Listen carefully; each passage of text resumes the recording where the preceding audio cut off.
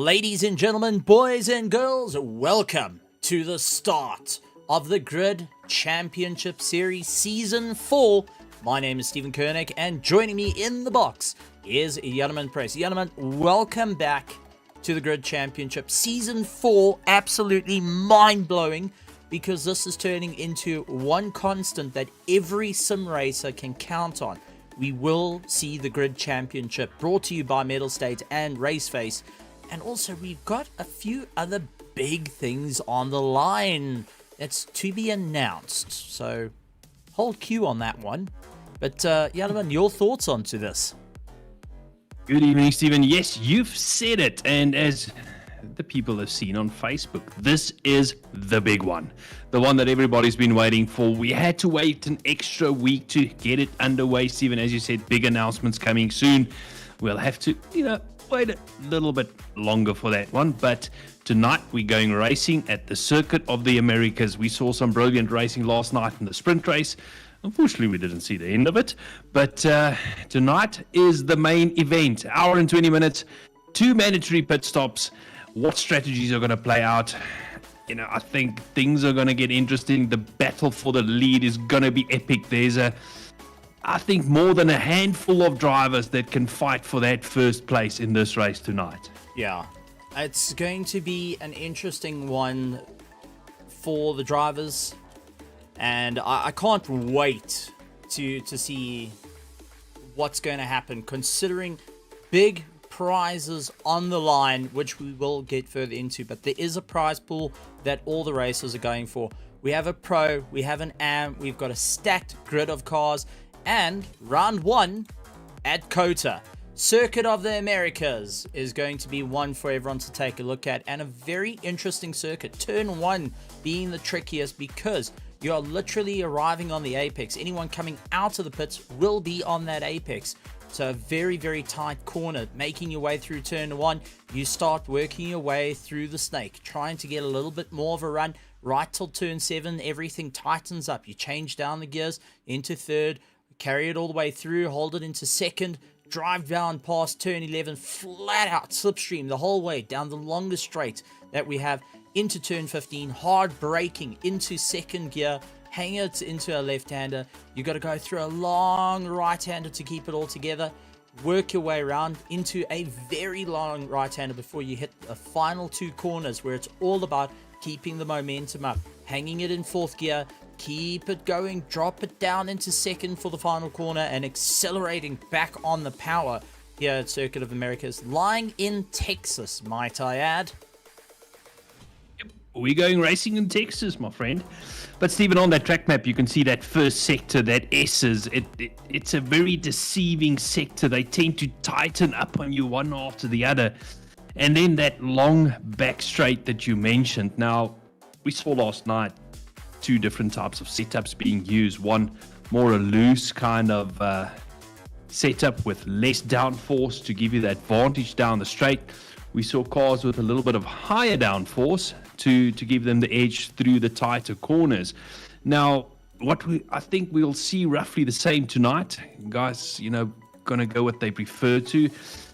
If you run too much downforce around this track, you're gonna be a sitting duck down that long straight. Yeah, it's going to be an incredible one, and something for everyone to be well aware of as we're waiting for the servers to come up for the race. It's going to be one to keep an eye out for here at Circuit of Americas for round 1 of the RaceFace and Mettlestate Grid Championship Season 4. We did see the likes of Cody Sherritt able to take the win, becoming the first 3-time champion for the Grid Championship. I've got to say, that rivals his brother. We were saying he was a 2-time champion. We got corrected. He's actually a 3-time champion. And we also found out he will not be participating this time around. He is representing the flag, so we will have him unfortunately missing a couple of races. But he is showing support for his team, which means we are guaranteed a new champion for Season 4. And that's got me excited, because whoever you could count on to be the stable up front, you're not sure if that's going to be the case anymore. You now can start looking at who's the lucky dogs further down through the field. So a couple of guys are really looking to go and get the power on and close down the distance. I've got to say, personally, I'm really looking forward to it. And whatever's going to happen is going to happen. We're going to see some proper fighting out there. Yes, Stephen, we are. I mean, I said it before. I think there's 5, 6, maybe 7 drivers that can fight for that first place tonight. It's going to be an interesting season, I think, or I predict that we might see newer drivers start fighting for the lead. We've got drivers like Daniel Pietro. You know, he's been constantly improving and working his way up the field. So I'm waiting to see what's he going to do this season. Is he going to take the fight to the leaders? He's been there and thereabouts, and I think that first win of his is going to come soon. Well, that's it. As our drivers start to filter on, Tim the cameraman giving us the shot for round number 1 of the Grid Championship. I've got to say, super excited to see it. A couple of drivers I do want to keep an eye out on is the likes of Daniel Pietro with a big congratulations. He's been newly announced as part of the Hybrid Academy stable. He has been announced on social media, which is good to see. We've got Andre Ceremonial. He is changing the cars up. We saw him in the Merc last season, now jumping into the Lamborghini to go and lay waste to a lot of the guys. So good to see a bit of a change up going on there. A bit different to what we usually see them in the sprint race. So Ceremonial is looking to try and open up the gap this time, and quite brightly colored, might I say, for his car. Quinn Duplessis, we got his name wrong for 2 years. Can you believe it? But we eventually got it right going into this. He's also been turning a bit of heads out there on the circuit. I'm really looking forward to seeing a returning battle. And yes, this is me starting to give a little bit of foreshadow, if I can put it that way. Genesis Esports. Christian Deploy was leading out in the Grid Cup, which we saw last week, until unfortunately a four-legged friend decided to change his view mid-race, 10 minutes from the end, and cost him first place, right into the likes of dead last, unfortunately. So Christian Deploy looking to make an impact. He's going to try and go after his teammate Tariq Adam at this one. So Genesis Esports coming in with a fight. And with defending champion Cody Sherritt out the way, it's now on to the rest of the team to really go make an impact. Well, you got the likes of your Hybrid Academy team that have been building up their drivers. They got quite a few cars through the field, going and stacking it up against the Genesis guys, realizing that there is a fight on hand. Hybrid Academy has been around. It's been one of those staple teams we've seen for a very long time, much like the KSR team. And I can go through all the different teams that have been around. But so having to just go and snatch up the fastest of the fast drivers to put them in these cars before time runs out is something very interesting. Another person that's out there, Morgan McCall. He's looking to have a bit of fun. As you can see, the guys just giving each other a little bit of room before they're starting the qualifying lap. Morgan McCall changing away from the Ferrari, which we saw last season. And in the sprint race, he's changed over to a Lamborghini. Quite a few guys have switched over to the Lamborghini. Well, Stephen, I definitely think in the off season a lot of testing has been done, and maybe they found something in that car that they liked. I see Christian Deploy also changed over from the BMW to the Lamborghini. So a couple of Lambos, I mean, count them on screen. I can see a little bit of a buffering situation. Restream being overseas server has got a problem where cables in South Africa have been damaged, so you may have some latency drops. First one out though, Sunjin Pillay putting in that fast lap time, as you can see on the board, at 2:06.6, getting beaten out by Fleming Bauer, who looks to try and go the way through. But as the laps start to come through, Ronaldo Boersma switching out from the old BMW jumping into the Lamborghini. He's put himself currently in first place with Quinn Duplessis trying to chase down. Ryan Ottens immediately takes first place, getting chased down by Daniel Rowe in second place with a 2:05. So now we're starting to get those 2:05s creeping in slowly but surely. So let's see what is going to happen in this situation. But once again, guys, if you do see a bit of a drop in latency, I do apologize. Unfortunately, there's not much that can be done in terms of the state that our cables underwater have gone.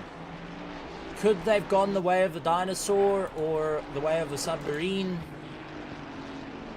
At this point, it is highly possible. So yeah, unfortunately that one is a bit out of our hands, and not much that we can do about that one, Stephen. Hopefully it gets repaired soon, and we can be back at a smooth 1440p to everybody. Yeah, it's definitely one we will be sorting out, so please bear in mind of what's going on, and apologies to everyone out there that is chomping at the bit for the racing as we work our way through this. Well, firstly, we need to have a look at the top four, split by less than a tenth of a second. Tariq Adams leading out the field with a 2-minute 5.667. 0.015 behind him is Daniel de Matos Preto. Then 0.065 behind Ryan Ottens. 0.085 Giovanni Porzio. I mean, as I say that, Quinn Duplessis takes provisional pole with a 2:05.347. Stephen, do you think we will see a 2:04 before the end of qualifying in 8 minutes' time? I do think we will see a 2:04 creeping in, and I can't actually wait to see it because I want to see the guys starting to push harder, get faster, and properly get racing once again. So let's see what the guys are going to be able to do as they maneuver their way around the circuit.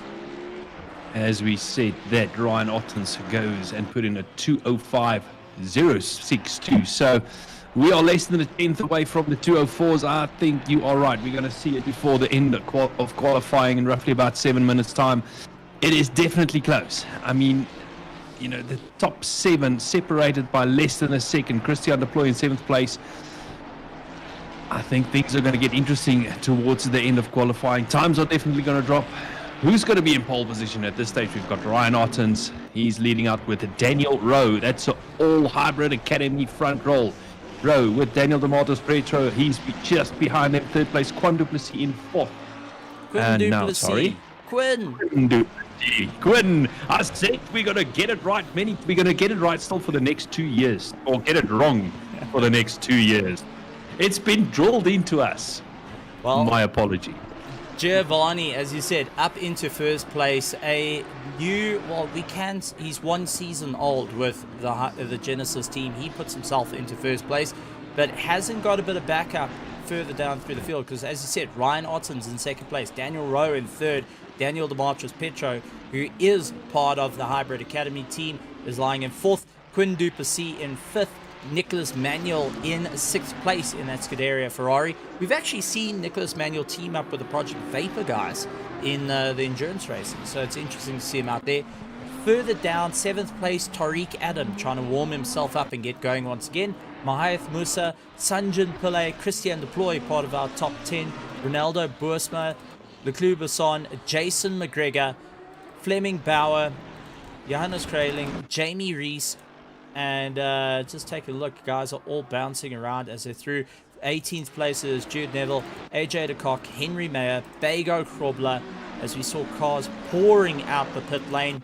Daniel the Hitman de Villiers out on circuit, Justin Lotus, Eric Kirstein, Andre Kasikas, Jan van der Merwe, Jean Viviers, I do apologize, Morgan McCall, Cameron de Bastos, Paul Fenter back out on the circuit for the LNR team. Sean Skitter, Andre Serradio, Vincent Nell, and Alan Patterson rounding out in 36th. 37th is Essie Esterhays, along with Grant Sebastian. of our 38 car field. Wow. Yeah, just having a look through those times, Nell and Alan, they'll have to get those lap times in. Looks like they had not the best of first flying laps, so with less than 5 minutes to go in qualifying, they'll have to get those lap times in. Take into account it takes a little over 2 minutes to do a lap, so that's basically one out lap, one flying lap if they are in the pits and not already out on track. So at this stage, Giovanni Porzio out in first place. We did get our 2 minute 4.9, followed by Daniel Rowe, Daniel de Mettlestate, and Ryan Ottens in fourth place. Then we've got, wait for it, Quinn Duplessis in fifth place, and Nicholas Manuel in sixth. Stephen Tariq Adams only eighth at this stage. So he's a little bit out of place there, don't you think? Yeah, but what we've seen with these cars is this track can be pretty harsh on the drivers, whether you can get the flow right. But I do want to point out, from 1st to 11th, they are first to 12th. Let me get that one right, because there was just a change as Tariq Adam goes and rockets his way up. They are under a second of one another in this qualifying session, which tells you our top 12 going 13 cars is going to be right on each other's bumpers, and I can't wait to see it. And for a start of a season, yes, of the Mettlestate Grid Championship, brought to you in association with RaceFace, I'm really looking forward to seeing how this is all going to turn out and who's going to be able to climb the ladder. Whether it will be the likes of Giovanni to go and jumpstart his season, or will Daniel Rowe put an end to that quite quickly? Daniel Demontres Petro, Mr. Consistency, been out there and putting on a fantastic job. He's also looking to go and claw his way around. So let's see how it's all going to work out as the get ready for the race. 2 minutes and 51 seconds. I actually drove this track a little bit earlier in a Porsche 992 GT3R, and I've got to say, the one bit that is the trickiest out of the entire circuit is going through the S's, because if your car is not stiff, you will feel that body roll. Trying to balance it the whole time becomes an incredibly difficult drive, and you're going to have to sit and try and figure out, and you're running it through your head of what do I need to do to get this car right, and it feels lazy. The whole car feels lazy. But if it's too stiff, well, you get it wrong, and it's got snap oversteer, and you're facing the wrong way through a crowd. So it's just one of these, what are you going to go for sort of builds on your car? High speed, or you're going to focus on the cornering? Because either way, you are going to compromise at least 0.5 to 0.7 of a second, whether you go on high downforce or low downforce to get yourself going. You're relying a lot on mechanical grip, and remember, they do have those mandatory pit stops that they need to get right. And I've just got to find out here, and I've got it from Bert's Hugo. No tire set limits for this season, so we will not see the guys having tire set problems. So they can't just go and say, well, I've got 2 sets of tires for the weekend, that's what I have to do. They have unlimited sets, so go and abuse it in qualifying, get a new set for the race, race as hard as you can, then abuse your tires in the race. First pit stop, second pit stop, done. But as we saw, it takes roughly 45 seconds for a splash and dash to happen around this circuit. Yeah, I think there's going to be, maybe like we saw last night, some early pit stops happening right on the first couple of laps. Stephen, you spoke about the technical parts of this track. I definitely agree with you. Those S's, you need to get the flow right. And then also that final little sector, that can be a very technical, demanding circuit. You need to get that flow right. I struggle with a small part in the circuit, that part just after the start-finish line until you reach just before the start and finish line again. That tends to, catch me out a little bit. Now let's actually take a look from inside the cockpit. And you can see one of the sharp hairpins that they have to make their way through. This is on board with Giovanni, keeping close to the apex. This double apex, if you take it too tight, you will lose a lot of time. And if you go too wide, well, you're going to go venturing. Then into an incredibly slow corner. You've got to back it down the gears into first. And it sometimes feels like you can keep it in second, but it's just too low for second. You have to put it into first. Then it's on the long right-hander. Keep your foot planted. Trust in your car. One gear down, left-hander. Now straight onto the final corner. 2 gears down. Left, swing it in. Get on the power early. Run yourself out wide. A little bit too wide over the sausage curbs. And coming across the line with a 2:04.7 to go and stamp his authority in qualifying. So let's see if Daniel Rowe or Daniel Petro will be able to close down that distance. Tariq Adam in 4th place. Ryan Ottens in 5th. Quinn Duplessis in 6th. 7th is Ronaldo Boersma. 8th, Henry Mayer. Nicholas Manuel still out on the circuit. Essie Estaes is up 0.3 of a second on his previous time. Christian Deploy 0.1 of a second up on his time. Mahath Musa 0.3 up on his time as well. And yeah, just a big welcome to everyone out at the Mettlestate Grandstands. Good to have you guys out here. And get ready to have a party. I see Larissa Hawk and Awkward Panda already there. They've gone and fired up the Bryce. They're already having the party. So good to have you guys, Awkward Panda and Larissa Hawk. And Larissa being our moderator as well. Yes. I just want to correct you on something. We are in Texas. It's called a barbecue. True. True. If we're going the full American route, then we got to do the full American We route. have to. This we is have to. This is We going have to... to. We're going to have to. Ladies and gentlemen, Yeah. we're about to go full American for the start of the Grid Championship to get ourselves hyped up for this race. And as there it stands. So, off to the commentary window we go, while the cars will be getting ready to go on track and have their bit of fun. But ladies and gentlemen, boys and girls, get ready, as it's time. And we're going down to Tim, the cameraman, next to Bill. And let's hear what Bill has to say. I just got 3 things to say. God bless our troops. God bless America. And gentlemen, start your engine! The full treatment out on the circuit, including the bald eagle flying overhead. What a better way to start it out for the Grid Was Championship. there smoke behind him? There had to be. There had to be. But let's go and take a look at our grid. So starting out in first place is going to be none other than the likes of Giovanni. He's managed to clutch at first place. Second, Daniel Rowe, Daniel Petro, Tariq Adam, Ryan Ottens, Quinn Duplessis, Ronaldo Boersma, Henry Mayer, Christian Deploy, Nicholas Manuel, Essie Esterhuis, Enric Sikkers, Leclerc Basson, Christopher Radloff, Justin Lotus, Mahath Musa, Grant Sebastian, Sanjan Pillay, Werner Skuman, Jan van der Merwe, Bego Krobler, Fleming Bauer, Vincent Nell in a 23rd position.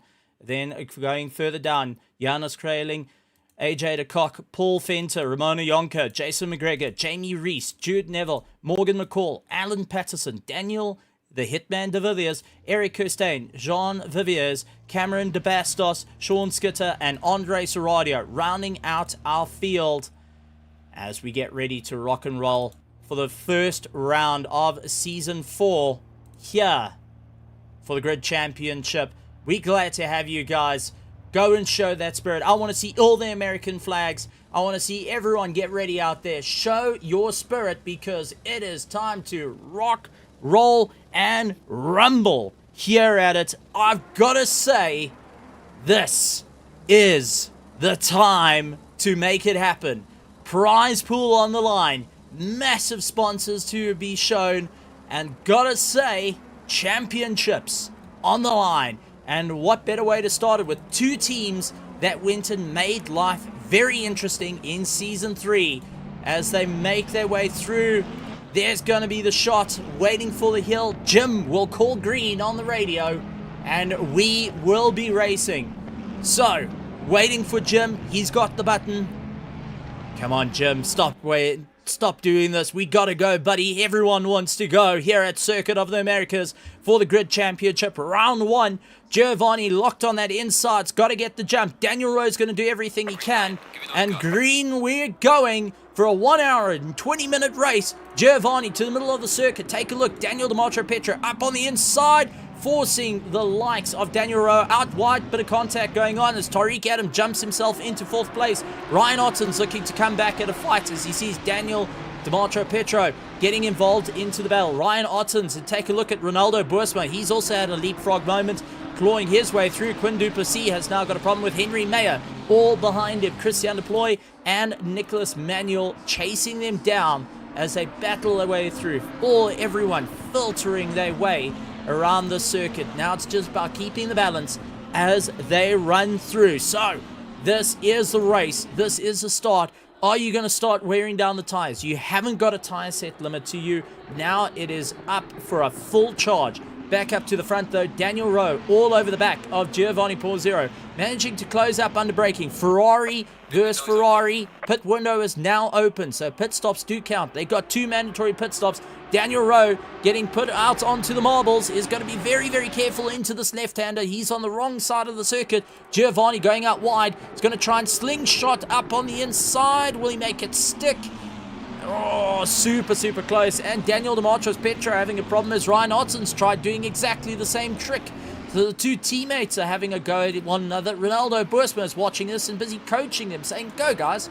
I think it will be well worth it and in your best interest. Further down through the field, we got Justin Lotus getting past the Clue Basson, who's now got Grant Sebastian all over the back of him, and Werner Skuman right tucked into the toe, pulling himself along as they make their way around the circuit. Definitely side-by-side battles wherever you look in this almighty field for the Pro Division. I want to point that out, our Pro Division. But an early stop for Ronaldo Boersma diving into the pits. So is the likes of Henry Mayer, Christian Deploy, Nicholas Manuel, Enric Sickers. A couple of guys pulling into the pits right after the pit window just opened. Yeah, Stephen, I kind of predicted that one. I think this circuit lends itself towards early pit stop because it's not the shortest track out there. We've got lap times just over 2 minutes. So you've got the window to do that early pit stop and get out well in front of the front runners and not make yourself a lap car. As we have a look at Ryan Ottens, he's battling out with Daniel Petro. This is going to be an interesting race, Stephen. The front is going to be a very closely fought battle. I mean, out in front, we've got Daniel Rowe, followed closely by Giovanni Pausio. Ryan Ottens, he's now going to start battling it out with Tariq Adams. It is the fight all over again. We've got Hybrid Academy versus Genesis Esports. Stephen, this is going to get very interesting as we see Tariq Adams followed by Ryan Ottens. Ryan had a little look on the inside, and now it's that long back straight. Let's see what the difference in top speed between the Ferrari and the Lamborghini is. Tariq already starting to cover that inside line, so that makes Ryan Ottens move to the outside. They are side by side. Tariq's got the inside line. Slightest bit of contact there, Stephen. Tariq's going to have that inside line. He's going to make Ryan Ottens go around the outside. Well defended, but Ryan's not going to back up. Slight contact, but now Ryan's got the inside line, and I think he's got that position done. And just behind them, we've got Daniel Petro. He's trying to take advantage, but runs wide. His teammate is on his rear bumper. Now, Quinn Duplessis is everyone. Quinn Duplessis right on him, but you can see that Tariq's making small mistakes, and that's allowing the likes of Daniel to get right onto the back of him. Just to let you guys know out there, we do have live timing available. Gentlemen, I'm sure we'll put into the chat for our live timing, brought to you by Pitwall, but also we've got Larissa Hawk. She's got the link as well for live timing. So if you do want to see live timing of all the action happening out in circuit, have a chat to those two. They've got the links. As we see, fastest lap time being set by 2:05.8 by Daniel Rowe as he's starting to stretch his gap a little bit to Giovanni, about a second. Tariq Adam starting to get right underneath the rear wing of Ryan Ottens and pushing as hard as he can. But a little bit further back, Mahath Musa up onto the back of Essie Esterhuis. That BMW doing everything it can, but just can't get on the power early enough to make it work. Further down through the field, Jason McGregor, Cameron de Bastos. Old Tabasco Sauce doing everything he can, locking up that inside line and goes out wide. That's allowed Jason McGregor to send it. Oh, contact between the two. A little bit of a pirouette, and Cameron de Bastos managing to keep it out of the tire wall, well, out of the Onco barriers, and is able to have a run. So let's see what's going to happen. Just getting a report, Daniel de Villiers saying, unfortunately, the game going and crashing out, so he's out of it. And, oh, interesting one here. Jason McGregor. Is he doing what I think he's doing? Please tell me he's doing what I think he's doing. Is he allowing Cameron de Bastos to get by, or did something just fail? The entire field's coming past him. I think something failed. I think that he's got a mechanical problem, and we've got a Mercedes stranded on the inside line. So definitely not what they want to have, and not really a great start to his rounds, especially here for the Grid Championship. But back onto the fight. Justin Lotus, Werner Skuman. Werner looking up on the inside, couldn't get it stuck. Going to try it again. Gets into the toe, pulls himself out wide. The Team Tryon outcast now trying to put the throttle down and maneuver his way through, keeping a very tight line. So is Justin Lotus as they go through the long right-hander. Hard braking. The two Ferraris matched every single time. But Daniel Rowe, a 205.477, getting quicker and quicker. Giovanni's last lap time was a 206.9. Ryan Ottens a 205.3. So Ryan Ottens is pushing. Do you think Giovanni is trying to do a little bit of fuel saving and tire saving for the later parts of the race? I think that might be the case, or it's just a case that, Daniel is just gunning it at this stage. Remember, they don't have tire set limits anymore. So it's not a case of you have to do the whole race on one set of tires and have to do that tire management in order to, save the tires. So I don't know, Stephen. It's an interesting one. Well, I can tell you, out on the grandstands at Mettlestate, they are going absolutely wild with the racing action that's going on, and also the RaceFace grandstands. The guys are absolutely loving it. So it's good to see what the guys are doing there. And Cody Sherritt busy asking for the pitwall link. We'll get it out to you as quick as possible. But I've got to say that racing going thick and fast for everyone, and it's just been really, really exciting out there. So our moderator is just going and putting out our pitwall link. So there we go, guys, for everyone out in the RaceFace grandstands. Right, back to the action. We've got Ryan Ottens now in second place. He is just over 3 seconds behind the leader, Daniel Rowe. He's got Giovanni Porzio full company right behind him, trying to take the fight to him and tucking into that slipstream under that rear wing of that Ferrari, Stephen, but not a very easy thing to do around this final sector. But he's trying to get as close to that Ferrari of Ryan Ottens in front of him just before the final corner, so that he can tuck into the slipstream down the pit straight, maybe have a look on the inside or outside for that matter, down, or should I say up to turn one. But don't know if he's going to be close enough at this stage to make the pass. As we have a look at that. Yeah, this is Daniel de Bastos going right towards the inside of Tariq Adam, and you can see Tariq Adam not taking the corners as aggressively as we usually seen him. And do you think it's a little bit of try and give the guy a bit of backup, let the grid file in? He knows he could take the fight, he knows he can be defensive, but also knowing that you haven't got quite the pace, taking the early advantage for the team championship. Because remember, we don't even have just a driver championship, we've got a team championship as well on the cards for these guys, so they're going to have to really figure it out. Christopher Radloff has got Essie Esterhuis and Mahath Musa all over the back of him. But do you think big term strategies coming into play, getting it early in of push for the hardest positions at the start, or is it going to be a new run for this one? I don't know. You know, we saw a couple of early pit stops. That was definitely a different strategy as we have a look at this battle of SES race, and he's got Mahaya Musa and Christopher Ratloff around him. Well, Christopher Ratloff just up the road for company. The guys are going side by side, getting pushed a little bit onto the marbles. Nice, Musa up on the inside. Oh, no. Normally when GT3 cars get airborne, braking is not that good. Hasn't got air brakes. So that's definitely a difficult one. But as a qualified drone pilot, you can legally take off in South African airspace. Do you think the proper paperwork was filed before? There was no flight plan for that. No. Was there no flight plan? Because SES has no definitely figured out how far the brakes could go at that point. Also, no landing rights. Take a look at Werner Skuman going on the attack of Mahith Musa as they battle it out. So through the field, we're starting to have some very, very interesting battles. Our front runners starting to open up. They're going to be concentrating on the bigger races. A couple of things coming in.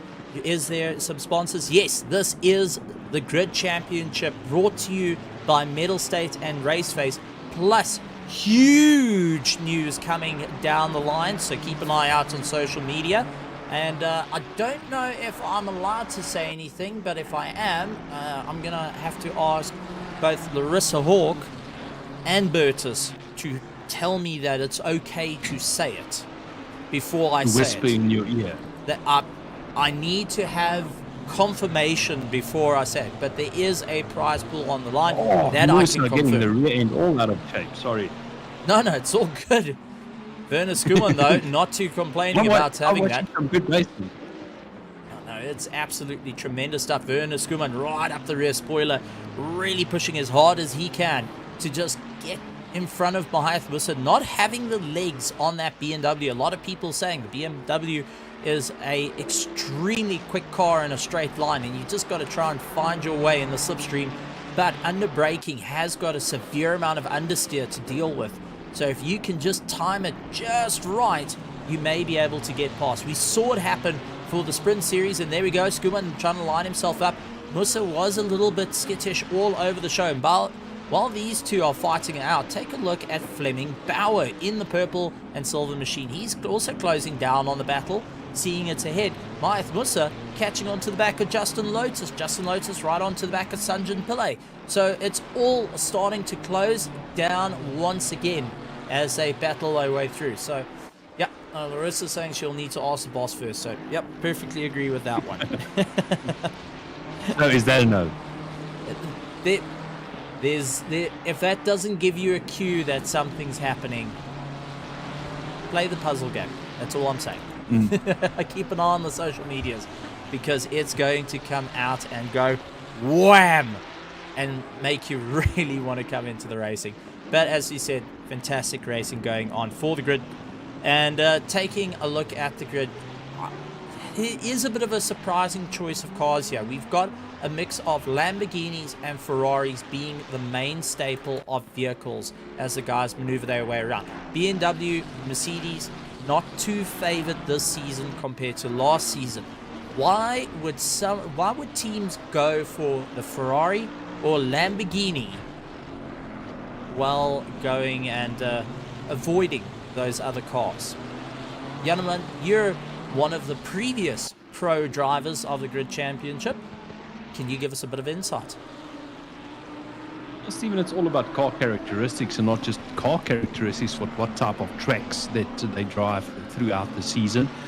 And all of these guys, you know, all these cars have strong and weak tracks. So you tend to pick a car that's strong around the majority of the tracks that you will be racing over the course of the season.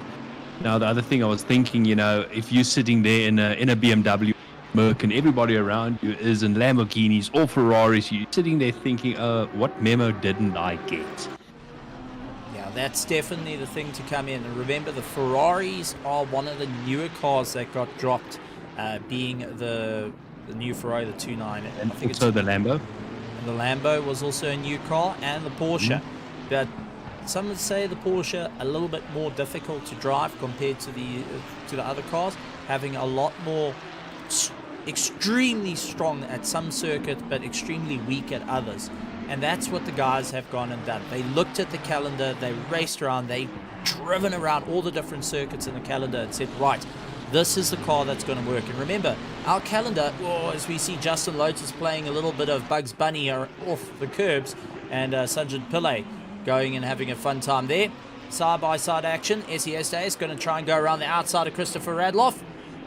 Not able to pull a Fernando Alonso, but he's going to try Daniel Ricciardo. No luck there. Justin Lotus, though, going and getting the jump on Sanjin Pillay. Sanjin getting a poor drive out of turn 1. Mayath Musa trying to close down the distance. You can see just trying to walk him to the edge of the circuit, saying, buddy, please give me a bit of room here. I want you to go away. This is always a difficult situation as a driver. Now we're into that 1 hour, 4 minutes to go. We haven't even completed 20 minutes of racing, and we've got drivers that have pitted. Ronaldo Boersma has pitted, along with Henry Meyer, Christian de Ploy, Johan van der Merwe, Nicholas Manuel, Enric Sikkers, Bego Grobler, Vincent Nell, Morgan McCall actually headed into the pits as well. Good to see the McCalls back out. Unfortunately, Junior not able to join us this time around. Would be nice to see Junior coming back onto track. You know what? Even better, I want to see Robert McCall come onto track. Robert, I challenge you to a duel, my friend. You versus me. Let's see who can do it. AJ de Kock on in 30 seconds, also done a pit. Alan Patterson, Cameron de Bastos, and Jean Viviers rounding out our field at the moment. All have completed one of the 2 mandatory pit stops. Well, these drivers that completed the early pit stops, they're obviously playing the strategy. They're waiting for the race to come to them. What I mean by them is they're running totally out of position after that first pit stop. I'm not sincere talking about McCall that pitted 20 minutes in the race, but we are also about him. But the likes of Christian de Ploy and I think Bego also pitted very early in the race, hoping to get that clear air, and now they're waiting for the race to come back to them, hoping to make up the places that they lost by doing that early pit stops and make up even more places, as we see. Who was that in the background? Mahath Musa going and diving in. Now, one thing I do want to point out that the guys have to be very worried about. Jump on board. Here's turn 1 up the hill. Please note pit lane is on your left-hand side, right to the apex. So you may have a car come out as you're going for the apex, which does make life rather tricky to deal with. Ask anyone that's been around COTA, you will land up in the weeds faster than you can blink your eye, and that's something to be said about this circuit. It's got an extremely long pit lane, which does rival the likes of Spa's endurance pit lane. Now, when I say Spa's endurance pit lane, I mean it takes from... It's the N1 to Cape Town. Yeah, that's the only way to go and say it. It's the N1 to Cape Town. It is your extremely long climb up the hill, and COTA's got the exact same way of doing it. So, something to be well aware of when you're hearing those bald eagles come screaming by. But as you said, we need more American muscle in this. We've got Italian muscle. We have got the likes of the BMW with its turbocharged motor. We've got the German V8 or the Mercedes, but we don't have a Chevy. We need a Chevy or a Ford GT, Ford GT3. Not a very good car, but put that in the American flag. Yeah, some race it just for the nostalgia of it, but as you said, it's not a very good car to drive. I'm terribly slow in that thing. But moving along, shall we? Having a look at SES Racing. He's got around him for company Justin Lotus, Sanjin Pillay. Sanjin Pillay and Werner Skuman had a bit of a contact with one another. Let's go back about 30 seconds. Sanjin Pillay up ahead, Werner Skuman trailing behind, so keep an eye. There is Werner Skuman. They had a bit of contact with one another, and it lost out a bit of time, and that allowed Fleming Bauer to get past. So let's see. Under braking. Yeah. When at that moment you think the guy is going into second gear and goes into first. Just a little love tap there between the two. But Sunjin was able to quickly recover it. But Fleming Bauer tries his luck, goes under braking, just narrowly misses the back of Sunjin Pillay. And now having to think, okay, what does he need to do to try and close down the distance? Yeah, this race is gonna, I want to say there's gonna be some seesawing going on. We're gonna see periods where it calms down a little bit, where the cars spread out, and then all of a sudden, Stephen, they concertina back to each other again. It's interesting how the race develops in that kind of way, and you never know when the action's going to come back and the cars are going to start battling very close together again.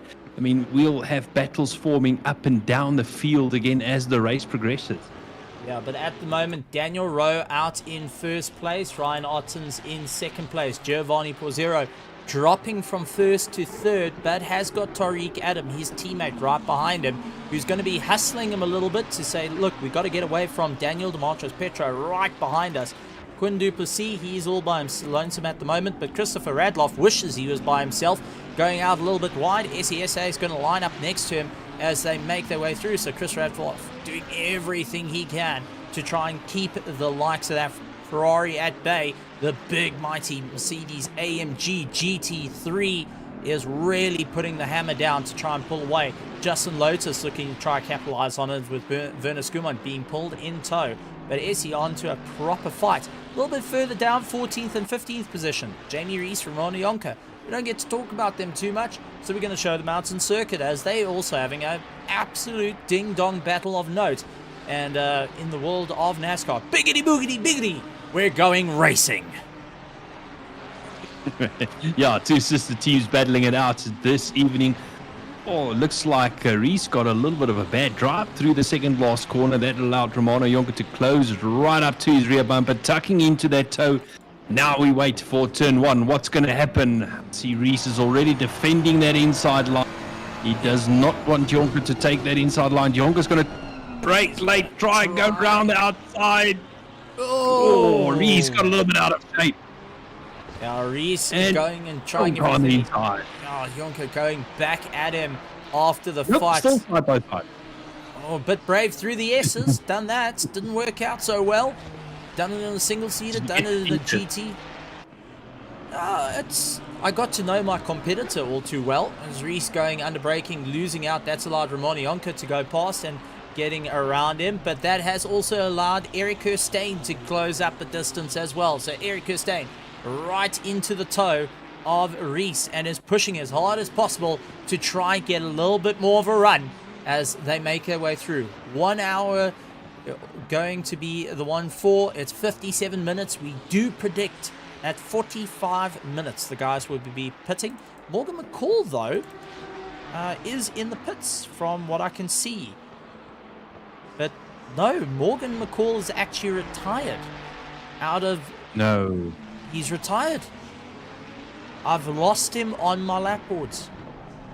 Morgan McCall has retired out of the race. Something went on. It got him into the pits, but then they retired the car. Hopefully, maybe they can get that car back out again, but he's going to be a couple of laps down. Man, my heart goes out to, there's some drivers that just been having lady luck, and there's other drivers that really just haven't been having it. Grant Sebastian, though, using his indicators. Gotta point that out. Not many people actually have their indicators used, and Grant Sebastian showing off. Hey, listen, lock it up on the inside. You're going to come for me, I'm going to come back at you. Side by side as they make their way through. Grant Sebastian trying his luck, losing out to the likes of the EG Evolved, or the EG Evolved, well, EG Simulations Racing and Hybrid Academy Ferrari. Got to get that right, because that's a cross brand between the two. Interesting thing about Grant Sebastian, he is much like the same as his teammates going out there for the Project Vapor. Their whole setup for this season is retro vibes, keeping it nice and retro. I do want to say that the line looks very reminiscent of what's usually seen on Sebastian Vettel's helmet. Yeah, no, it does. German lines on a German car. Well, we can't go wrong with it. You cannot go wrong with it. You've got to go and talk about the the amazing feat that the Silver Arrows managed to do, not only in Formula 1, but also in the world of endurance racing, GT racing, Mercedes with a massive line to it. But currently out in 14th and 13th place is not a German spec vehicle.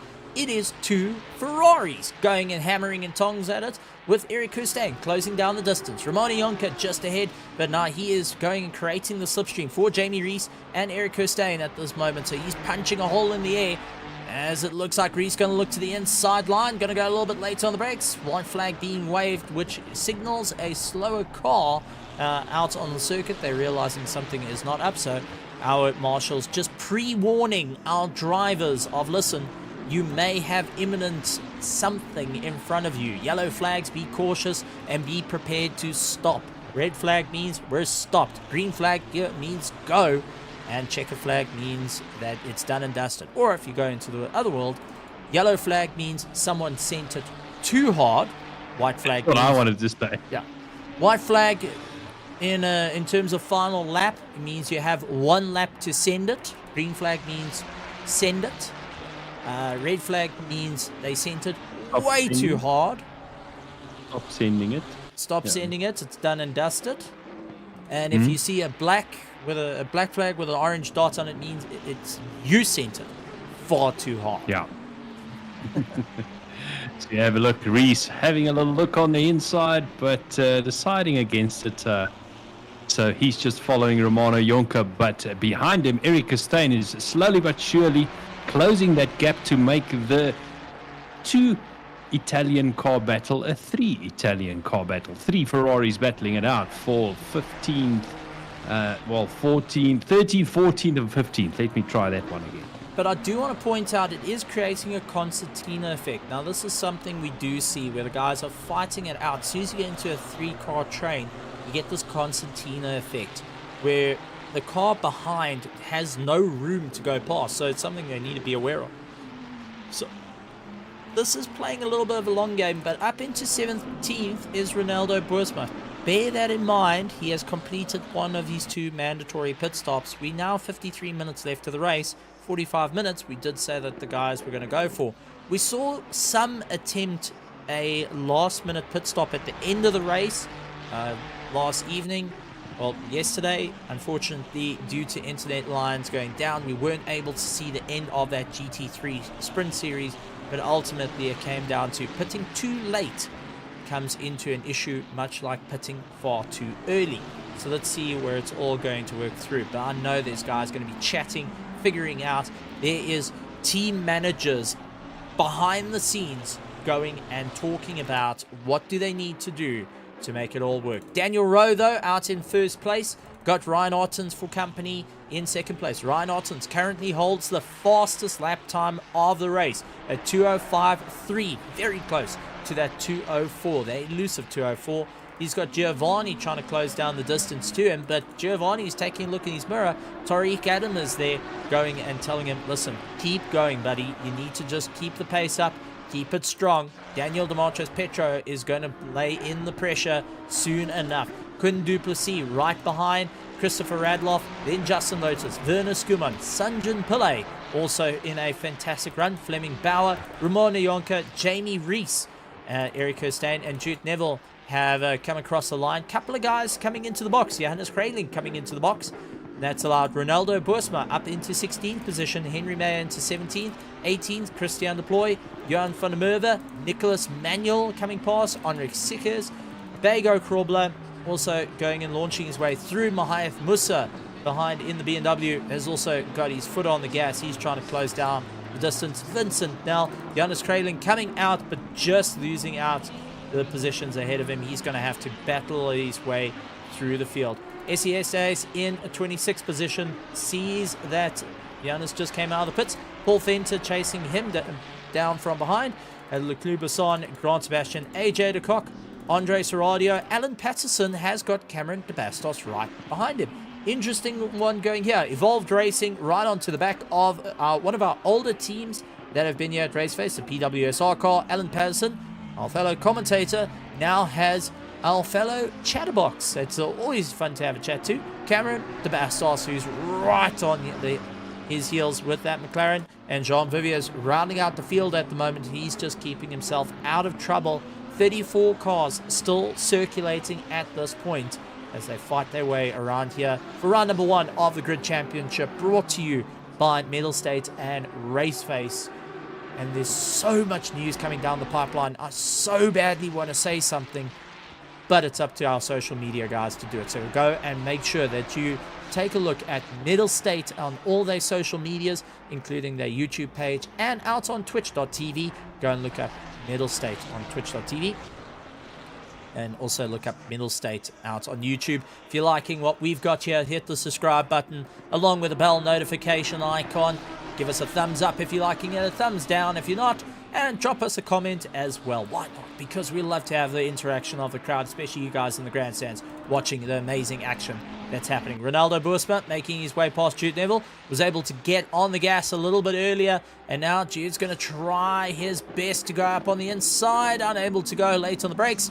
Gonna try cut back in on the inside, unable to do so. Ronaldo Boersma in that Lamborghini putting up the fight, has now gotten past Jude Neville, who still needs to do a pit stop. Ronaldo Boersma up into 15th and has done a pit stop. This is going to be a proper race, I think. Well, it's starting to become very interesting, Stephen, as the guys who have done pit stops start mixing it with the guys that have not done their pit stops. So interesting battles going on. As you said, this one, Jude Neville and Boersma. Boersma now opening up a little bit of a gap over Neville, so he's made his way past. Neville's still having to do 2 pit stops, so he's not done any pit stops yet. So can we say Boersma is in net first place? At the moment, I'd give him a net top 10. Net top 10. Yeah, that was close. But Werner Skuman and Justin Lotus, these two are hammer and tongs at one another. Christopher Radloff is saying, please guys, carry on fighting. I need to try and break away from you two. These two Ferraris absolutely slugging it around. The brand new GT3 Ferrari that's come out really put a huge amount of impact. I remember talking of the back of it does look a little bit like a Dino, more modernized, as Werner Skuman pulls into the pits. He releases Justin Lotus to go and chase down Christopher Radloff. But Ferrari going back to their old roots of what they know in terms of GT racing after the escapades in the 488, and putting to bed the 488 and the Italia sort of styling, going for something a little bit more, well, interesting looking, to put it. Not my favorite looking Ferrari, but it's definitely a Ferrari. You cannot mistake it. It looks like a Ferrari. It looks like a Ferrari. The badge on the front of it calls it a Ferrari. Interesting stuff, though. Might be a Ferrari. Daniel Rowe slowing up. Ryan Otton's closing down the distance in a very, very short time. I actually want to go and take a look and see what happened here, because it looks like Daniel Rowe, very slow last lap time. What was it, 2:06.3? Ryan Otton's closed up with a 2:06.09. But I'm wondering, has Daniel Rowe started backing off to try and give his teammates a bit of a tow to try and pull away from the threats behind him? Whereas Ryan Otton's decided he's going to get the leg up and put a bit more of a fight as they get one to one another. And just taking a look, Giovanni losing out of position to Tariq Adam. I did see yellow flags flare up, so let's go and take a look back. Tariq Adam and Giovanni right behind him, the two Genesis Esports cars battling it out. Coming into the corner, you can see Tariq Adam doing everything he can. Goes around the outside. Ooh. Would I call that a mode 21? Or Strack 21 coming into play? Multi 21. Multi 21. That's the one. We can call it a multi 21. Yeah. That looked like a multi 21. That really looked like a multi 21. But it's interesting. Two Hybrid Academy cars out in first place. Ryan Ottens, who is substantially quicker on that last lap, 2:06.3, is stuck behind Daniel Rowe. Now, is he trying to utilize the slipstream to pull himself along, or is he running into the issue of not being able to get past Daniel Rowe at this point? While Tariq Adam and Giovanni came to the decision of, Tariq, you're a little bit quicker, buddy. Get round me. and you pull the toe. Let's see what we can do in terms of our tire and fuel strategies as it goes. Lifting and coasting, possibly a thing. Daniel Demartro Petro, he's trying to chase down everyone, along with Quinn Duplessis. Christopher Radloff in 7th. 8th is Justin Lotus. Sanjay Pillay in 9th place. Fleming Bauer in 10th. 11th, Ramona Yonka.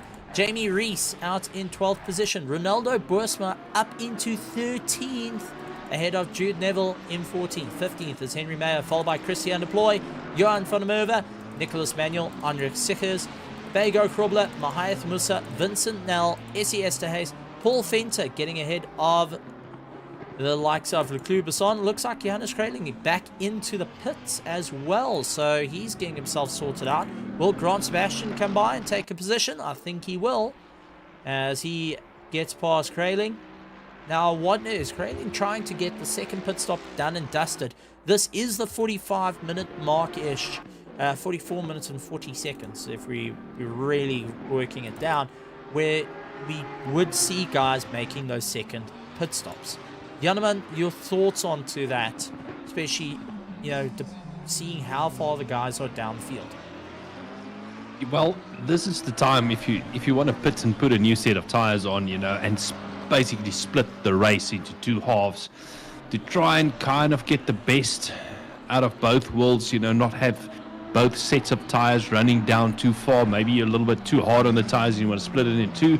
So you're going to put around about halfway mark, put on a new set of tires, and then run it to the end on that set if you have not by the halfway mark, like Kreiling, Costain and de Kock completed all your pit stops, then you're going to run straight through to the end. So I think this is call it the safe strategy, where the other guys, they're going to push a little bit longer, up to where you feel that point is where you're going to get the best out of your second set of tires, put it on, try and get those fast lap times in with a new set of tires, lower fuel load. Having said all of that, that is if you're actually going to fit new tires during this race. Well, let's take a look at the pit stops. Ronaldo Boersma was a splash and dash. There was no tires there, 6.5 seconds in the box. Henry Mayer also splash and dash. Christian de Ploy splash and dash. Jude Neville actually is pulled into the pits now. That's why he's dropping down the order. Nicholas Manuel splash and dash. Andrik Sichers splash and dash. Bego Krobler doing exactly the same. Bego Krobler, actually hats off, he just came from racing F4s on Tuesday, and he's been racing in TCRs, now jumping into a GT3. He must be trying to figure out which car he's in at this point. Mahath Musa also splash and dash. Vincent Nell splash and dash. Essie Esterhays was a long time in the pit, 16.5 seconds over everyone's 9 seconds. Paul Fenter 8.1. Leclerc Besson, he was stopped for 10 seconds in the box. Jude Neville still in the box. Grant Sebastian was a splash and dash. Werner Skuman though, 36.7 seconds. That's a tire change. Yeah. Jude Neville is only fuel. Andre Serradio's only fuel. Alan Patterson's only fuel, as he's got a problem with Cameron de Bastos, the McLaren fighting tooth and nail right up against the back of the Lamborghini. Eric Costain was also 7.5 seconds. Johannes Kreiling was stopped in the box for 51.8 seconds. That's possibly damage that was also being fixed on the car. AJ de Kock, 36, that's new tires. And John Viviers, who's still trying to make his way through, was actually stopped for 73.2 seconds. That's also damage being repaired on these cars. So a couple of guys having to sort through the crashes, the bangs. Drive through Adam. All right, that's something we haven't brought up too much. Track limits on this circuit. Track limits on this circuit is pretty much a nightmare, and for some odd reason, our stewards that are watching track limits have definitely gone to the eye doctor while time was off, because they are watching those track limits like an absolute hawk. I've tried everything, putting tinfoil on the car to blind them as you come by. Didn't work, and Alan Patterson scoring that drive-through penalty, that's going to hurt his race, because essentially he's got 3 pit stops to deal with instead of just 2. Yep. And, it sets you way back into the field. Alan at this stage in 29th position. He's going to lose out some time on that, and that's going to set him back, as I said, a couple of positions. But, Stephen, something else we need to chat about quickly. You mentioned Bega Grobler Racing F4s and also the TCRs over on the RaceFace iRacing Leagues. But we also have another guy, Mr. Ryan Ottens, currently in second place. He races over the weekends in the Formula Ones, in the Automobilista League as well. Yes, that is true. So we've got drivers that during this time have been... Yeah, there we go. As Justin Lotus getting with Werner Skuman. And, stop-go 30-second penalty for Jamie Rees. That's getting out of the pits too early. But now it is an absolute battle. I actually want to see if I can jump back about 30 seconds and just go on board with Werner Skuman as he goes for the pass. And you can see off the left-hand side, there's Justin Lotus turning in and flat on the apex. And just, there is nowhere to go. Justin Lotus trying to figure out what he can do. And that is the trick with this pit lane is, you can either get it right or so badly wrong. But it's been an absolute amazing battle out there.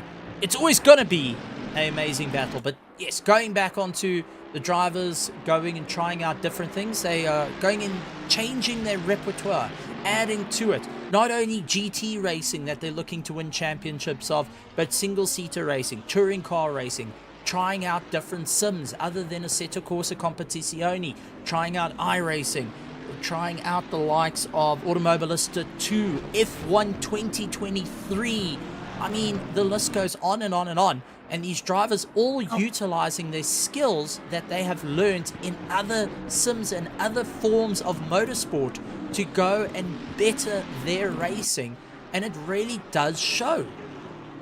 It absolutely, Musa up on the inside turn one. That was a Musa of a send. Yeah, that was that would have made Jeff Sended Hancock's proud. That was a Musa of a send. That's the only way. That has to be coined by Mahayev Musa because he pulled it off. He made it work. That's it. No, it's I don't know what else to say. But quickly coming back to our chat, you said the different sims. Now let's quickly chat about Bega. Bega's currently running, I don't know in what position. Where's 14th. Bega? But he raced 14th. Bega raced on Tuesday evening in the F4s with me. Now, Stephen, if we quickly chat, what's the difference between a GT3 car and an F4 car? Well, first thing, they're totally different. The one is a single-seater open-wheeler. The other one is, I won't call it a modified production car, but it is not an open cockpit, open wheel car. And it's a purpose-built GT vehicle. Yeah. It's a purpose-built racing vehicle. Yeah. Let's call it that.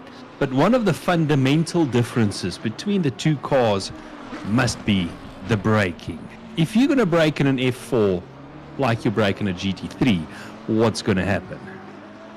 You learn that smoke is not fun and the tire wall comes at you very quickly. But another thing to bring up is these cars are sitting at 1.1, 1.4, a drive-through penalty for Henry Mayer going and scoring that. So Henry Mayer with a drive-through penalty, he's not going to be too happy about that one. He had a rough race in the Grid Cup last week, and it seems like it's coming back to haunt him this week as well.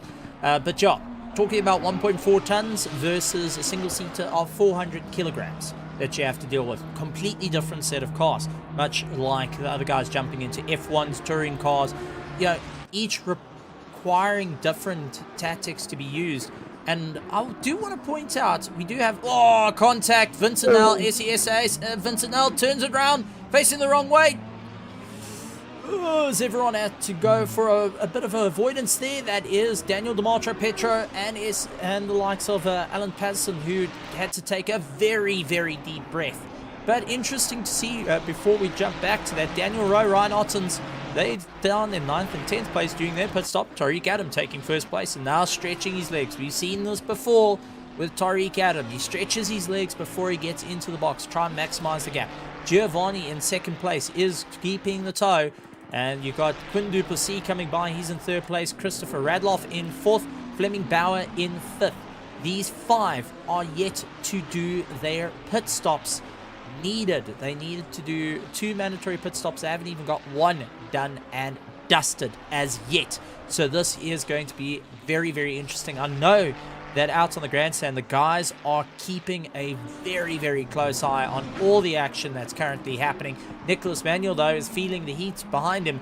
Daniel Rowe right underneath that rear wing, breathing down his neck, wanting to get past, and Nicholas Manuel just soaking that pressure up at the moment, keeping them at bay.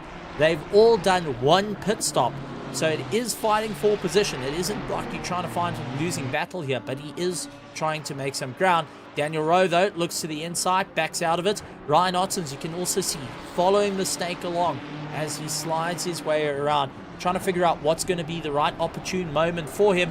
Now it's into the slipstream. Who can get the power on early? Daniel Rowe lining himself up. Nicholas Manuel doing everything he can, but Daniel Rowe gets side by side, up the rear left. Is he going to be late on the brakes? Does so. Nicholas Manuel does close the door. A little bit of rubbing between the two of Ryan Ottens and the likes of Nicholas Manuel. Ryan Ottens gets past Daniel Rowe now in following suit, so instead of the other way around, it's all turning into a battle, but that has allowed Nicholas Manuel to close down the distance and get back into the chase. And I can definitely hear the crowd absolutely going wild, seeing the racing out on screen, right up through the field. From the bottom to the top, we have got only the best of the best in South Africa duking it out for a prize pool. And also, with major news coming down the pipeline, I'm not allowed to say. It's unfortunate. But I can't wait till you guys eventually hear all the news that's coming forward from both Mettlestate and RaceFace. So keep an eye out on both those social medias. That's coming out in the future. Justin Lotus has got Werner Skuman right behind him. Werner and Justin have done battle numerous times throughout this race. And it looks like it ain't going to end now, especially with 33 minutes and 26 seconds to go. Absolutely. Why should it end now, Stephen? There's just over half an hour still left of battling out on track as we have a look at Werner Skuman making his way around. He's going to tuck into the slipstream of Justin Lotus just in front of him. But just behind them, Sanjay Pillay is also lurking. So keep an eye out on him as well. He's been fairly quiet this race, Stephen, out in 18th place. Oh, Henry Mayer going up on the inside of SES and really sent it. Essie had nowhere to go other than just try and keep it together, straightening out his steering wheel. But Henry Mayer has got the bit between his teeth at the moment, because remember, he still has to do 1 mandatory pit stop. But in theory, he has actually done 2 pit stops because he had to serve a drive-through penalty at that point. So that's also come into play for him. So he's trying to make up a bit of ground, diving into the pits to complete his 2nd pit stop. So team going and having a chat in the background and saying, listen, let's figure it out here. Ronaldo Boersma also in the pits just ahead of him. Absolutely, yes. And having a look at Ryan Ottens and Daniel Rowe, I think those 2 hybrid cars are very much running in formation and working together to make their way back up the field after they did their pit stop. Now, next, I wouldn't call it victim, but next driver they'll be lining up is Christian Deploy. They're just over 4 seconds behind him. So, Stephen, definitely a case, I think, of the 2 working together. They were running 1st and 2nd. Now Ryan Ottens is leading Daniel Rowe. Oh, a little bit of close action there between Sanjay Pillay and Werner Skuman, who is not backing out of it. He is properly laying into the side of Sanjay Pillay until a mistake was made by Sanjay, which cost him a bit of time.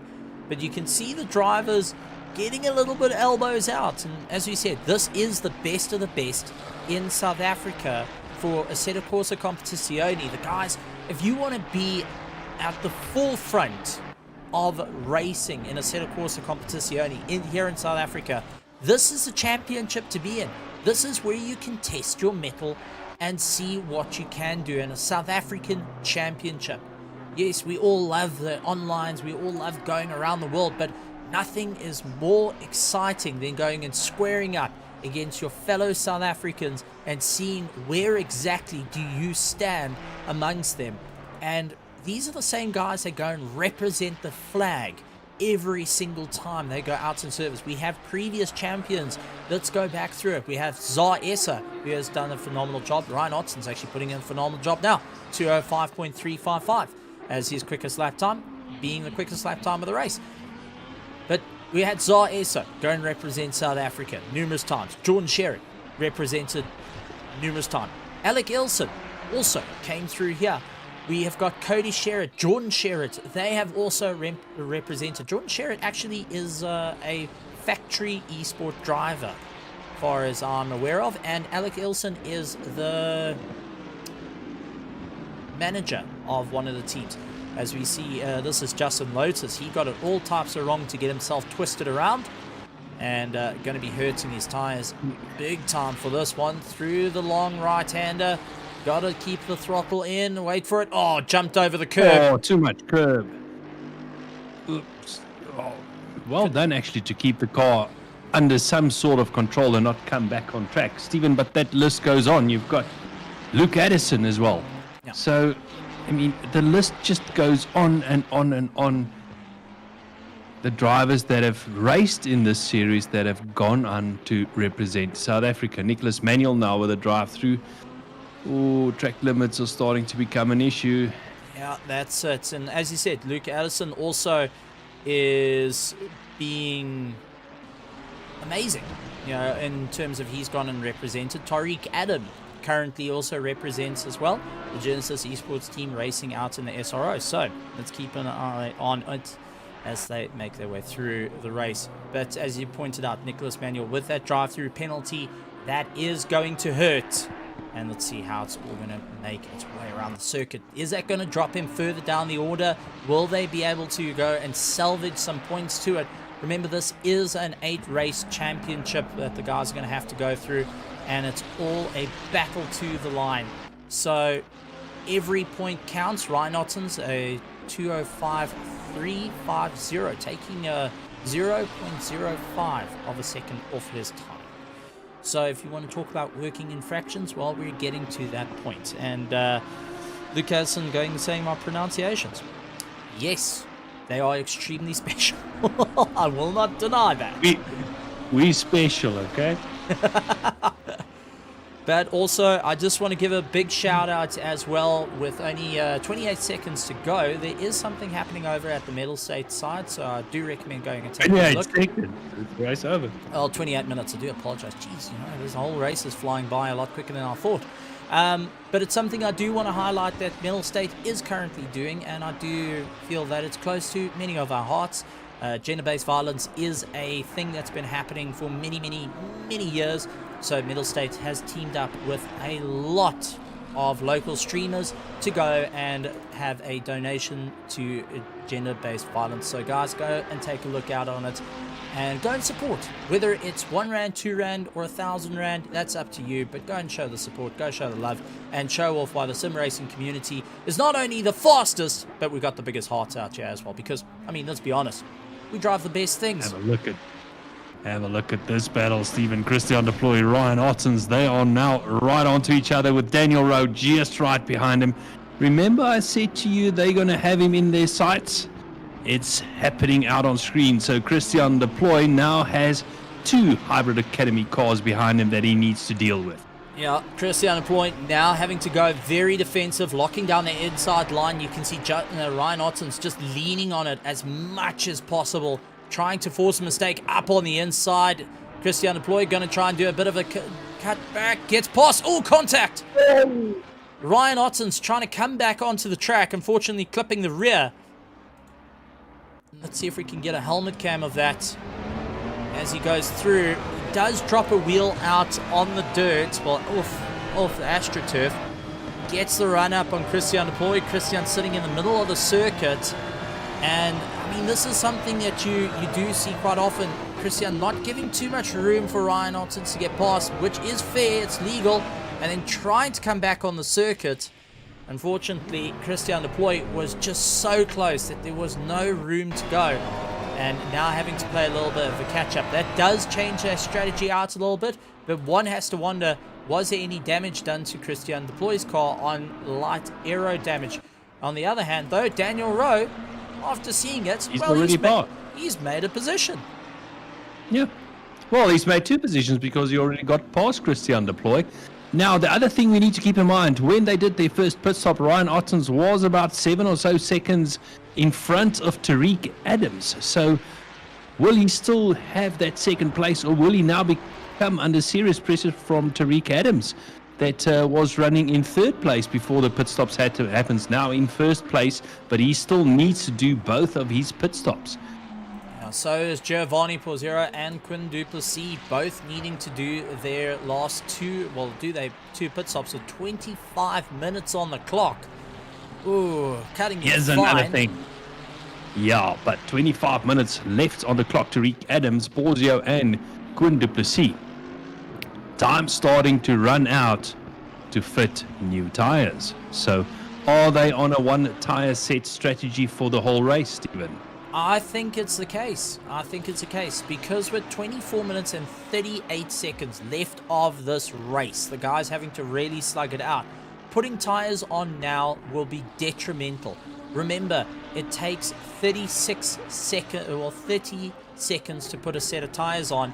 With refueling, that's 36 to 37 seconds stopped in the box, excluding driving through pit lane from entrance to exit is 39 minutes, 39 seconds. So I've got another question for you. I did see one of the Mercedes. That was Jude Neville that actually was kind of facing the wrong way. He's got a drive through. But I do want to point out he was looking a little bit, well, what happened? Just want to see what happened here. Catching the wall. Oh. Man. Drove it on the wall. He was busy setting up the pit stop, maybe. I think so.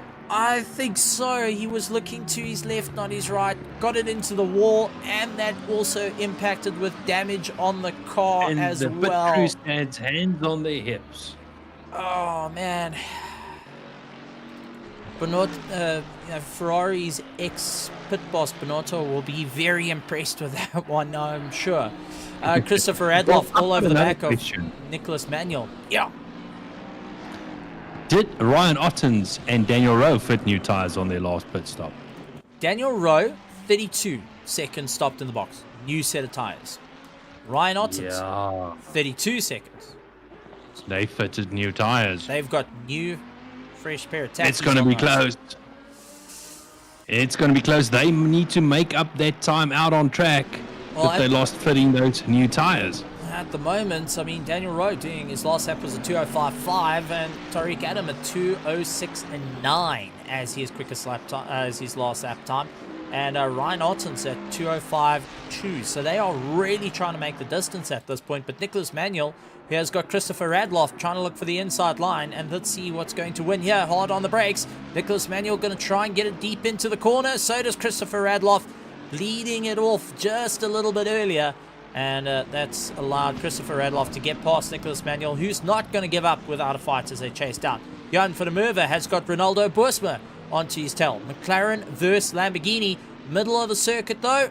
Coming around, and take a look at the lap time. 2:04.9. Ryan Ottens putting a monster of a charge as he's trying to step it up to close down the distance. Remember, Ryan Ottens will still have to get past Christian Deploy, lying in 5th place. And that's also going to change things up for a little bit, as the guys are going to have to work out what strategies are the teams using in the closing parts of the race. Now, to point out, ladies and gentlemen, they have got 20 minutes and 30 seconds left to do a mandatory pit stop, except for our front 3, which have to do 2 mandatory pit stops.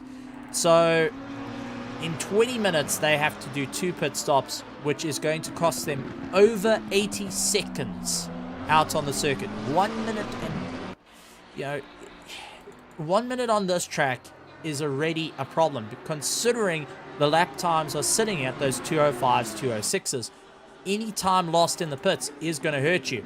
Ronaldo Boersma looks to the inside line, sends it, and Jan van der Merwe tries to do a bit of a cutback. lining up side by side. These two are slugging it out for 12th and 13th position respectively. Remember, they don't even have to do pit stops anymore. So now the race is on for them as they charge their way through. It's turning into a proper little race. SES Ace, he's also side by side with Fleming Bauer going around the outside of him. Tries to come around, but Essie just managing to keep his nose clean at this moment and breaking away from Fleming Bauer. So some interesting things going on, but I don't think the teams are going to let us know what's happening in the pits at the moment, because rest assured, they're listening in. I think after 2 years, we need to make peace with the fact that that's never going to happen. You know, it would have been nice, but I think we need to make peace. So from 12th place onwards, it is a sprint race to the end. 20-minute sprint race that they're going to do. No pit stops anymore required. And from 11th place up to first place, there's still some pit stops to be done. So at this stage, Stephen, teams being on different strategies, anything can still happen. I mean, we saw the Hybrid Academy team of Ryan Ottens and Daniel Rowe being out in front quite comfortably. They had to they fitted new tires on their pit stop. We're seeing the Genesis guys like Tariq Adams, they out in front with Giovanni Porzio and the likes of Christian Deploy. They have not fitted new tires. Christian pitted very early. So two completely different strategies that's going on as we see Andre Serrario having a little bit of a battle. Yeah, he's got Eric Hustain up on the inside, and further back, Grant Sebastian is keeping his mirrors on Jonas Kreiling and AJ de Kock. Eric Hustain, though, sending it up on the inside, gets it booked, and AJ de Kock coming to blows with Jonas Kreiling's under the braking. Both of them looking for the white in each other's eyes. Unfortunately, looking at each other's eyes is all beautiful, it's grand, until the 50-meter board disappears away from you. You know all about that one, don't you? Oh, far too well, far too well. I think I speak on behalf of a lot of people of, it's fun to look at what your mate's doing. It's not so fun when you watch the brake meter boards disappear. Tariq Adam out in first place, carving his way through the field, with Giovanni in second place. They have yet to pit. Quinn Duplessis has also yet to pit. Daniel Rowe closing down the distance to him, trying to make up some time. He's currently in fourth place. Christian Deploy in fifth place. Ryan Ottens in sixth. Seventh, Daniel DiMarco Pretro. Christopher Radloff, Nicholas Manuel, Sanjan Pillay in 10th place. Romani Yonka, Ronaldo Boersma, Johan van der Merwe, Bego Krobler, Henry Meyer, Mahath Musa, Andrik Sichers, Essie Esterhuis, Fleming Bauer, Vincent Nell, Werner Skuman also battling it out. Justin Lotus, Paul Fenter, Leclerc Bassan, Eric Hustain, Andre Serradio, Grant Sebastian, Johannes Kreiling, AJ de Kock. Going in 29th, Cameron de Bastos in 30th. 31st is Alan Patterson, Jude Neville, Jamie Rees, and Jean Viviers. A couple of retirements, unfortunately, during the course of this race, but it does happen. Henry Mayer, though, has been having a terrible time out there. He's lying in 15th position after having a fantastic run, but a drive-through penalty, not once, but twice awarded to the chap, has thrown him down the order into 15th position, with Mahath Musa right behind him, going and hustling him around the corner, so he has to keep a very close eye on that. But I do want to bring up a bit of a battle going on. Ryan Ottens, Christian Deploy. What I wanted to mention. Ryan Ottens closed that gap down to Christian Deploy, Stephen, quite drastically, or quite quickly. And I think we're in for round two. Ryan already looking on the inside, just before the corner. It does seem like Christian is starting to struggle with that Lambo with just over 16 minutes to go. I think the tires on that car is pretty much done at this stage, Stephen. Ryan Otter's going to try and go around the outside. Christian covering that inside line. Is it going to be enough? Is Ryan's going to outbrake him on those fresher tires and have the outside line? Side by side, Christian's got the inside line. Ryan looking for the cutback, but he needs to stay on the inside for the next right-hander. Not quite close enough at this stage. I think he'll have to follow him around this section. Yep, Giovanni's in the pits. Giovanni has pitted. So you may be right of guys trying to get that splash and dashes done, but I wonder if he also, seeing the lap times drop off drastically, decided to get it in the box. Let's try and get ourselves sorted out and get back out on the circuit. But Ryan Ottens, as you pointed out, is in a monstrous fight with Christian Deploy. These two have been slugging it out, not only now, but last week in the Grid Cup, which the guys were racing in. They also came to blows with one another, which is fantastic to see the guys having a great run. Giovanni, though, getting out just ahead of Daniel Rowe. Daniel now closing down the distance, has got a lot more heat into his tires compared to Giovanni, and Giovanni has only done a splash and dash. No tires added to that car. That's going to be a bit of a problem for him, as Daniel Rowe is going to put a huge amount of pressure onto the back of that Ferrari.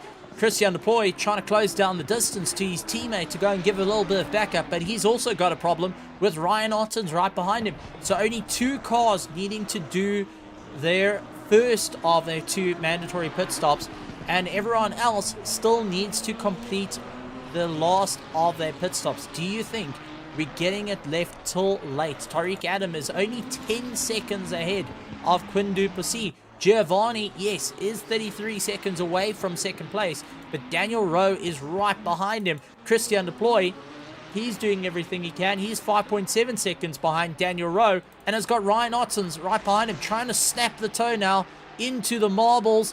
Who's going to have all that getting picked up onto their tires? And I think Christian Deploy now having to try and figure out what is he going to do side by side as they go under braking, but it does look like Ryan Ottens able to brake a little bit later with those newer tires and get the drive on, but Christian keeping it very close behind.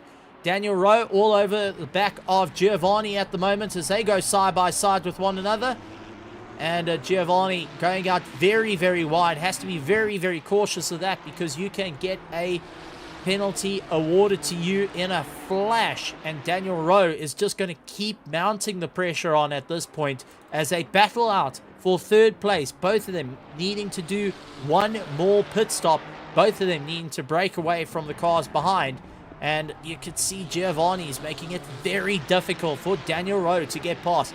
Inside, outside, the whole bang shoot.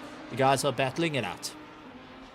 Yeah, this is a monstrous battle going on. Daniel Rowe at this stage can't find his way around Giovanni Porzio. Tucking in to that slipstream does not really make that much of a difference. He's going to try a little bit of a cutback, but I don't think he's close enough to get that inside line. So you'll have to follow him through the S's again and try and line him up on that back straight again. But, Stephen, we've seen differences in setups. We've seen Ryan Ottens actually struggling once or twice getting past Christian Deploy. We'll have to see what Daniel Rowe's going to do this time around. He actually dropped back quite significantly from Giovanni Porzio through the S's section. He'll have to try and close that up as they approach the back straight through the kink. Now hard braking, tight right-hander, very difficult corner. This is a very wide corner that you can, or different lines that you can go through here, as we see Daniel Rowe now tucking into the slipstream of Giovanni Porzio. He is close. Is Giovanni going to cover that inside line at this stage? He is staying about in the middle of the track. It looks like quite a familiar move, but the problem is the Circuit of the Americas is so wide, it does not cover the other lines, and Daniel Rowe just dives on the inside and outbrakes himself. Outbraked himself. Got onto the brakes, got onto the dirtiest line possible where all the marbles are, dives up on the inside, cutting the course ever so slightly, a little bit of a nudge between the two as it looked like Giovanni had understeer. Daniel Rowe going to come back at him though as they continue to go side by side. These two drivers are leaving nothing down to the wire. They're putting their hearts on their sleeves and putting the fight out onto the circuit. Daniel Rowe going and backing out a little bit, and let's see what's going to happen. Both of them going past the pit lane. They're both not going to go for a box just as yet. They're going to keep up the pressure. And Daniel Rowe all over the back of Giovanni. This is one of our closest battles out there is fighting up into the top 10. Romani Yonka is going after Sanjan Pillay at the moment, but they're not even close enough compared to these two. And what this is doing, this is playing right into the hands of Tariq Adams and Quinn Duplessis. This battle is slowing both Giovanni Porzio and Daniel Rowe up, and that will allow Tariq Adams and Quinn Duplessis to open up a little bit of a gap, and Ryan maybe Ottens to go and Ryan Ottens. If I'm looking at this correctly, Giovanni did a 2:07.9 on his last lap. Daniel Rowe That's- at 2:08.0, Ryan Ottens at 2:05, Christian Deploy at 2:07. So there is some serious hurt going on those tires that have been out. They have gone for a long, long time. Paul Fenter with a drive-through penalty. Oh no. Paul, buddy. That's a logistical nightmare. I'm yet to see Mr. Fenton not be in trouble with a COC or a steward at this point. You know, whether it be out in the sim world or whether it be out in real life, he's always in the office. I think he brings him a cup of coffee. Daniel Rowe, though, going at it. Giovanni doing everything he can. But as you could see, the lap times going and falling down more and more. And then you got the likes of Ryan Ottens, who's got that pace at 2:05 to close down the distance. Tariq Adam at 2:06.6. He's going and working on maintenance at this point. Quinn Duplessis, the same thing. Remember, these guys have not gotten new tires on. Daniel Rowe is the first of the drivers that have changed tires. So I've got to give it up to the likes of Giovanni, Quinn Duplessis, and Tariq Adam, who are battling out in the front and sliding their way through. They haven't taken tires. They still giving it they all. But with the time running out, under 10 minutes left of this race, it is going to be a hard push down to the wire for round number 1 of the Grid Championship, brought to you by Mettlestate and RaceFace as they make their way around. Ryan Otten's closing down the distance now, 2.9 seconds to Daniel Rowe. And I wonder if Daniel is just going to keep the pressure onto Giovanni and allow Ryan Ottens to come at him at a proper rate of knots, or is it going to be, instead of a multi-21 sort of thing, are we going to see Daniel Rowe roll up his sleeves and say, listen, buddy, this is my time. You're going to have to wait. My time to shine, you say? Exactamundo. Well, just have a look there. The new tires on Daniel Rowe's car allows him to take a much tighter line than Giovanni Porzio in front of him.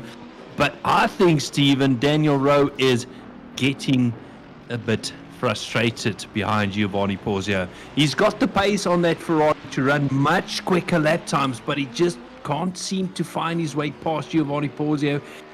Again, in the slipstream, one of the lap cars on the left-hand side. We've got Ryan Ottens in the background. One of the logistical nightmares. Oh, contact between the two. Contact between Giovanni, but... Wow. Wow. Okay. Yeah, there was no love lost between the two there, but I want to take my hat off to this little parade move gone here. As let's actually go on board the helmet. It's going to give you a bit of a 360 view, if I can put it that way. Daniel Rowe's going to look to the inside and slip between the two, and you can see Giovanni tried closing the distance, counter steer, get it into gear, get back on the power, losing minimal time, and immediately goes right back on the attack to Ottens just ahead of him. But tried walking his competitor towards one of the lap traffic. Very, very clever to do, but unfortunately Daniel Rowe was not going to have any of it. He was going to put his nose in regardless and close down the distance. That's also allowed the likes of Christian Deploy to close down the distance on Giovanni. But two people that are going to be looking back at that going, well, that's helped us in a way. Tariq Adam and Quinn Duplessis out in front. And, well, all being said, our little logistics nightmare car had a little bit of an exciting time. That is for certain, as watching it all happen in front of him. That was Paul Fenter, who just kind of had the whole site in front of him going mad. And he had to keep it all together. And I think at that point, I would have stood on the brakes a long time ago. Well, here's something for you. Both me and you know Paul fairly well. What do you think the words that was spoken while all of that happened? I gotta clip that. that would most probably be Paul Fenter. I gotta clip that. You'll just hear one long beat. No. I think that's more of I gotta clip that because to be in that type of situation and watch a guy get into gear and get going once again, well, hats off to Giovanni. not an easy thing to do to try and Shows bring you it. the class of these drivers. Yeah, well, that's it.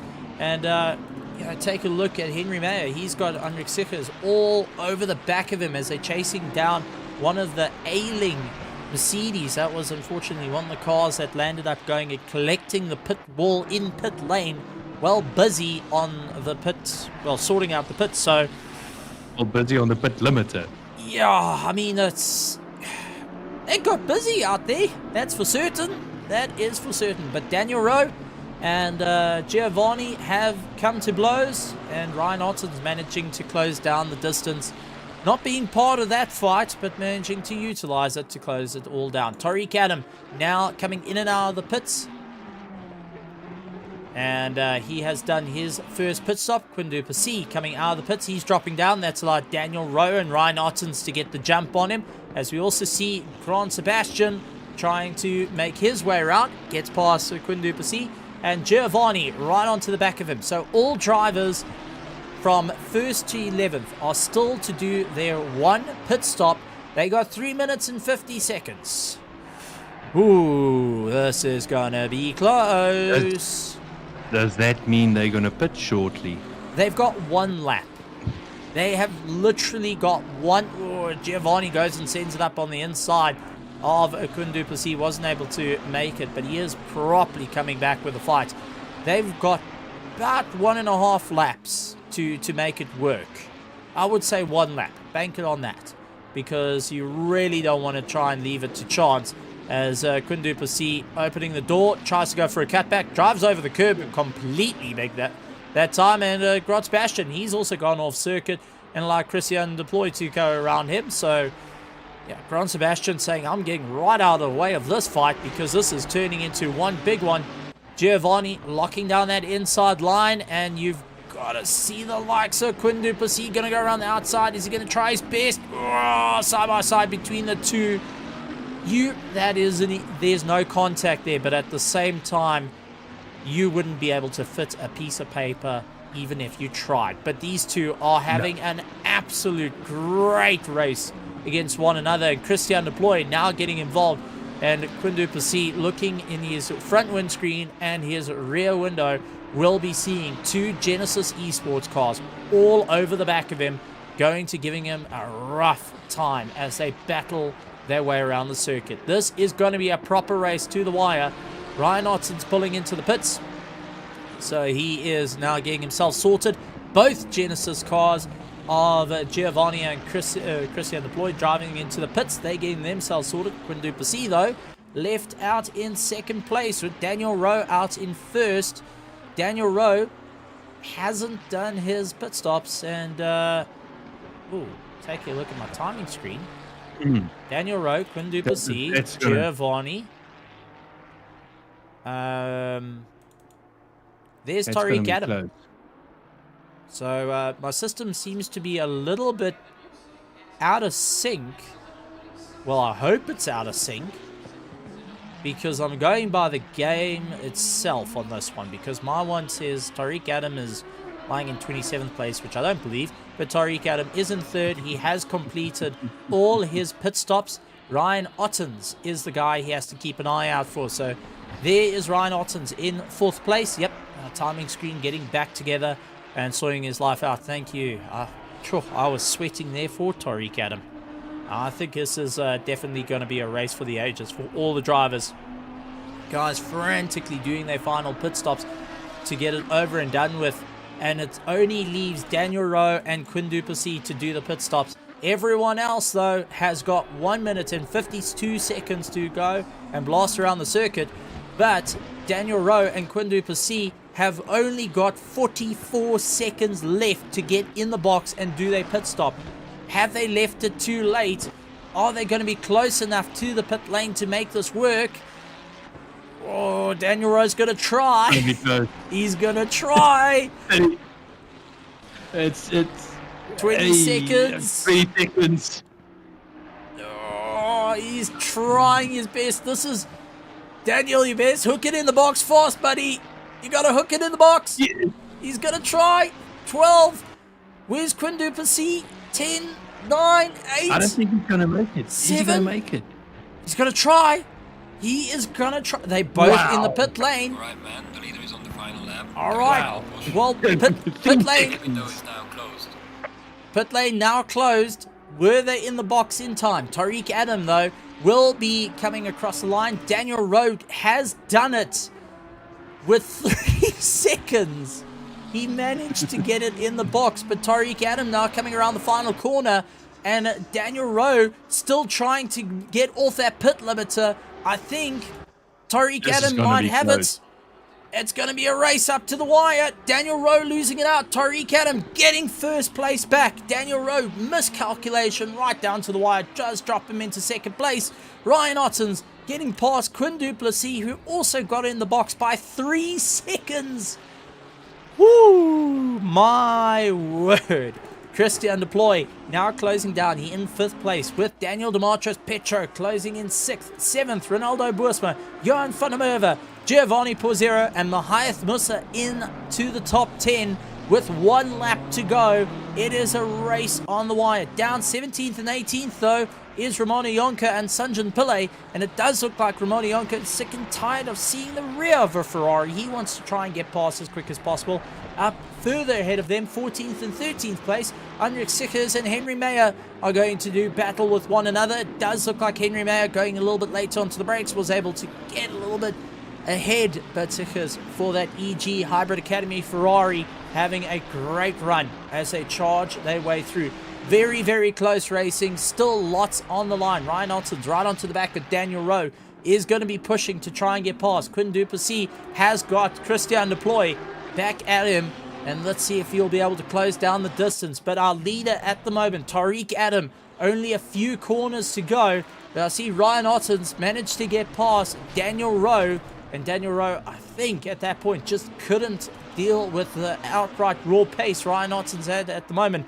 But if you want to talk about an amazing run and going and getting it right, Tariq Adam with only 1 corner, well, 2 corners to go in this, it's the final chicane.